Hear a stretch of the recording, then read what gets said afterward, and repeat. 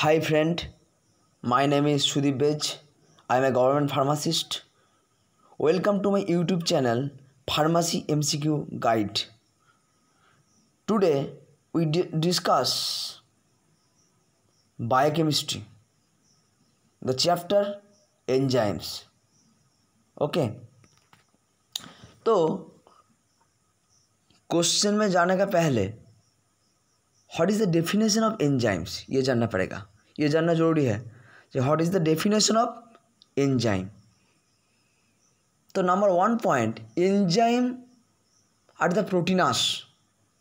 Number 2, enzyme speed up the rate of any chemical reaction. And number 3, the enzymes are produced by living organism. Now, the first question is, the enzymes are helpful in the cellular respiration is found in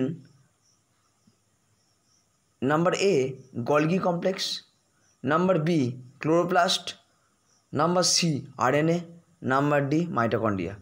ये जो पहले 10 question है ना, ये 10 question बहुत easy है, इसके ज़्यादा डिस्क्रिप्शन करने का कोई ज़रूरत नहीं है. तो जो एंजाइम जो सेलुलर रेस्पिरेशन में यूज़ होता है वो कहाँ से मिलता है, ये नॉर्मल है. Number D is the right answer, mitochondria.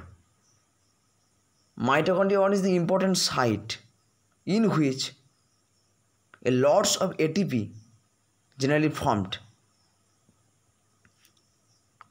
2 number question, lock and key model was develop by. ये तो इजी क्वेश्चन है. Option number A, Emil Fischer. Option number B, F Sanger. Option number C, Edward. Option number D, Erwin Chargaff. ये normal answer है. Answer होगा A, option A, Fischer models. Okay. Number 3, for the enzyme activity in the human body temperature is. Actually human body में कोई enzyme काम करने के लिए कितने टेम्परेचर होना ज़रूरी है, ये normal question. Option number A 33, option number B 37, option number C 32, option number D 30. So ये मेरा जो बॉडी का नॉर्मल टेम्परेचर है 37 डिग्री सेंटीग्रेड, वही राइट आंसर है. और number B is the right answer. Question number 4, the mechanism of enzyme activity. The mechanism of enzyme activity is, कौन सा मेकानिज्म में एंजाइम काम करेगा. Number A, hydrolysis. Number B, catalysis. Number C, proteolysis. Number D, none of this above. ये पहले ये जो hydrolysis क्या होता है, कैटालाइसिस क्या होता है, प्रोटियोलाइसिस क्या है, ये जानना है. हाइड्रोलाइसिस जो है, कोई भी केमिकल सब्सटेंस या कोई भी सब्सटेंस ब्रेक डाउन हो जाता है due to the reaction of the water के साथ रिएक्शन करने के बाद कोई भी सब्सटेंस जो ब्रेक डाउन हो जाता है, ये hydrolysis. Lysis means break down. Number B, catalysis. Catalysis means, catalysis the process. Catalysis इतना ऐसा प्रोसेस है जहाँ पे कोई किसी भी केमिकल रिएक्शन जो होता है उसको स्पीड बढ़ जाता है, इसके कैटालाइसिस कहता है. Proteolysis. Proteolysis means it is one types of the process जहाँ पे protein also break down into the amino acid. Okay. So the right answer होगा catalysis. Catalysis is the right answer. B is the right answer. Question number 5, the non-protein parts of the enzyme. The non-protein part of the enzyme.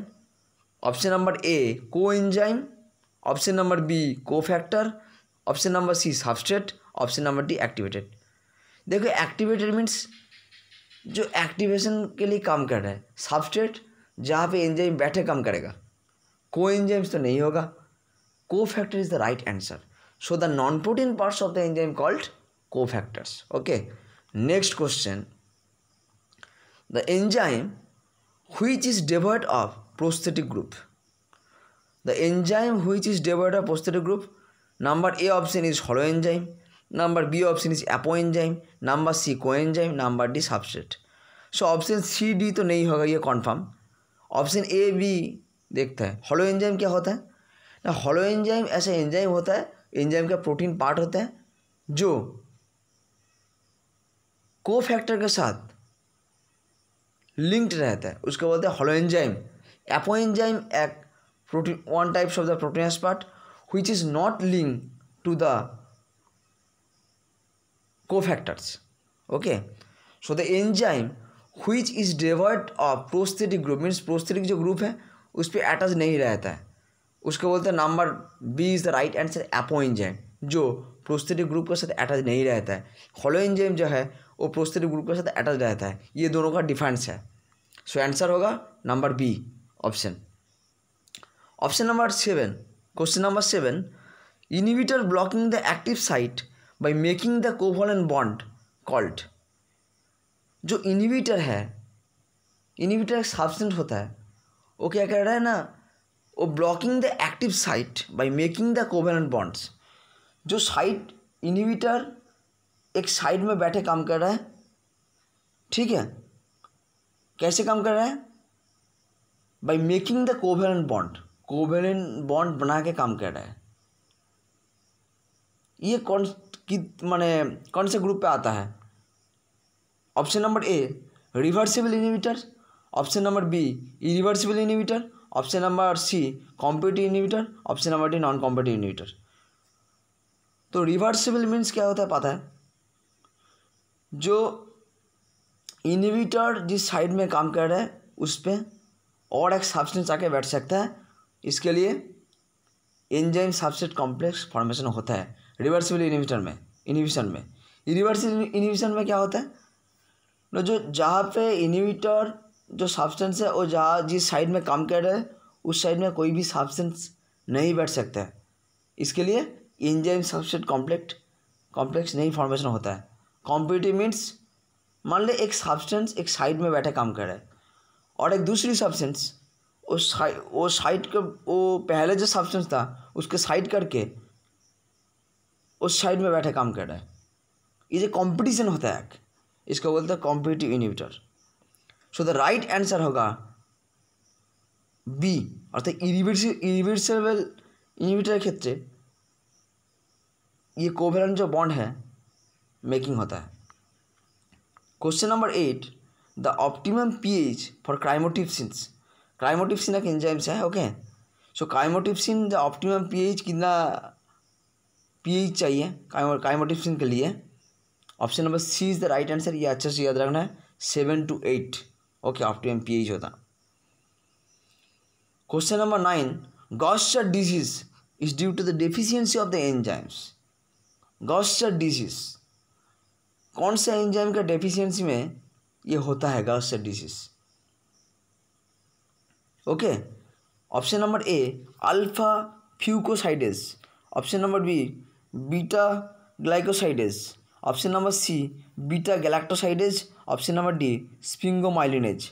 Okay, तो पहले गॉस्टर disease जो होता है वो क्या होता है?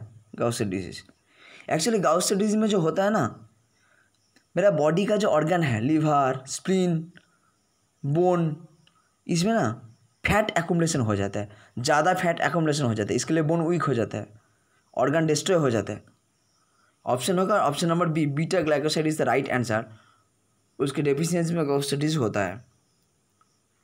Niemann Pick disease is due to the deficiency of number 1 ceramide, number B ceramide, number C hexosaminidase A and B, number D sphingomyelinase. Answer होगा D sphingomyelinase is the right answer, जिसके डेफिशिएंसी में न्यूमैन-पिक डिजीज होता है।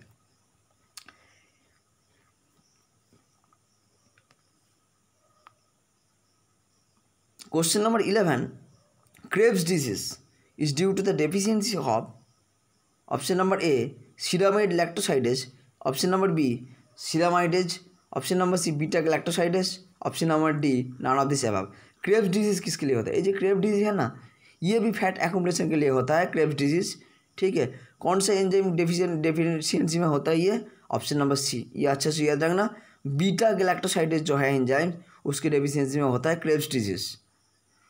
Question number 12, Cori disease is caused due to the absence of. Cori disease क्या होता है? जो glycogen accumulation हो जाता है बॉडी का अंदर, किसी भी ऑर्गन में ग्लाइकोजन एक्युमुलेशन हो जाता है बॉडी सेल का अंदर, किसके एब्सेंस में होता है?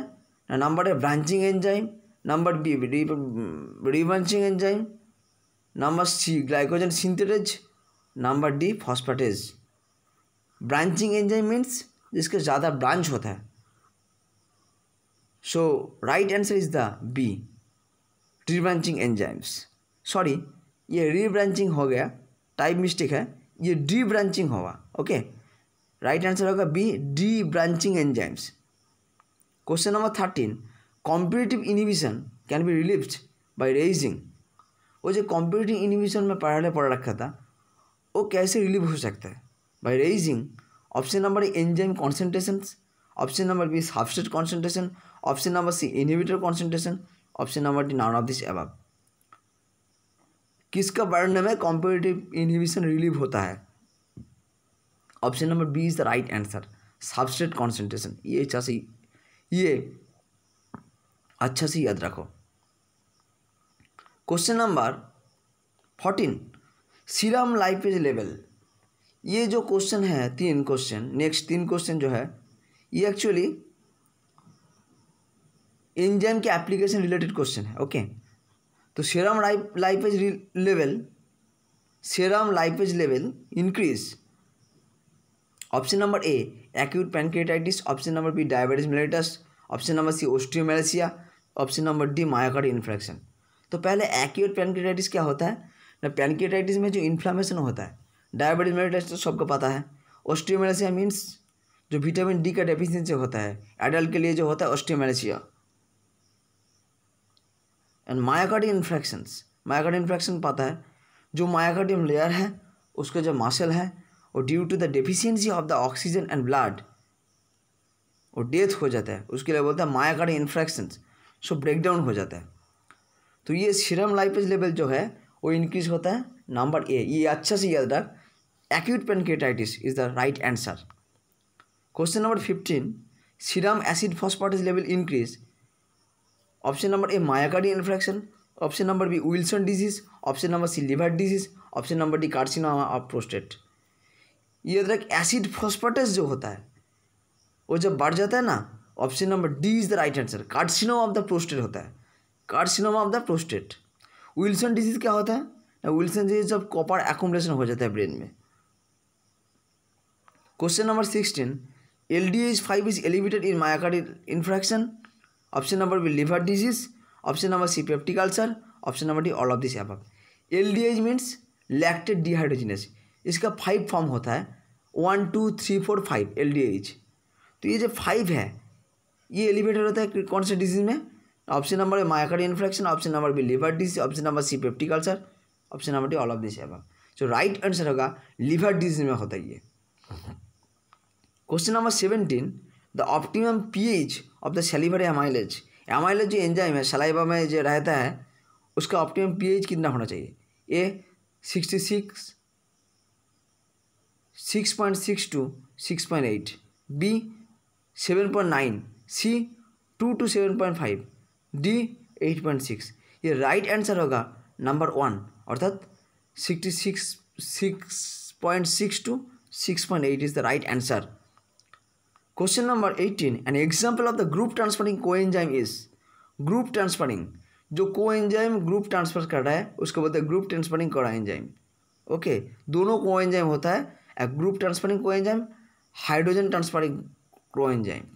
ओके, तो option number A NAD+, option number B NADP, option number C FAD, option number D coenzyme. Right answer होगा COA अर्थात coenzyme is the right answer. It is one types of the group transferring coenzyme. Question number 19, the normal serum SGOT level means SGOT full form serum glutamate ऑक्सैलोएसिटेट।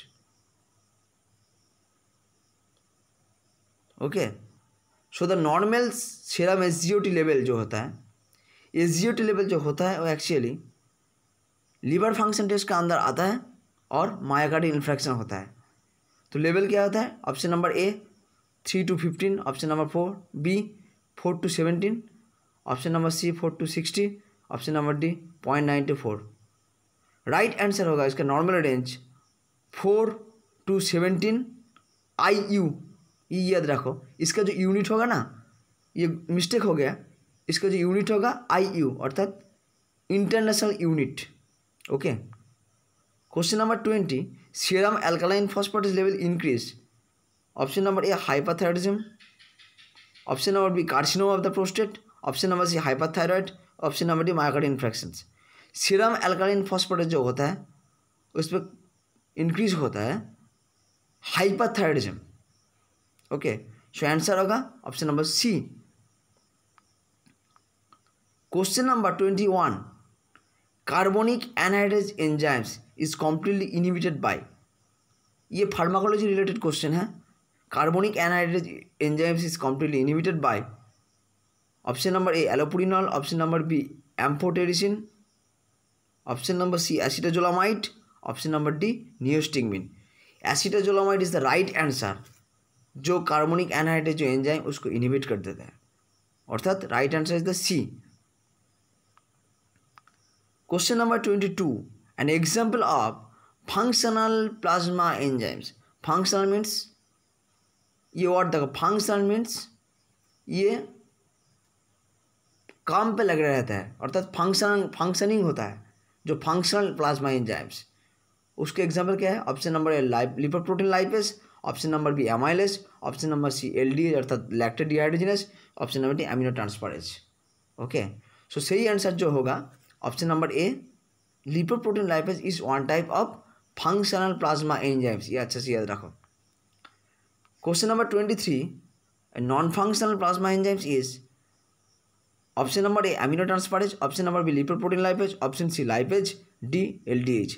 अर्थात non functional जो किसी भी function में नहीं रहता है वो जो प्लाज्मा एंजाइम होता है, option number D is the right answer. LDH is the non functional plasma enzyme.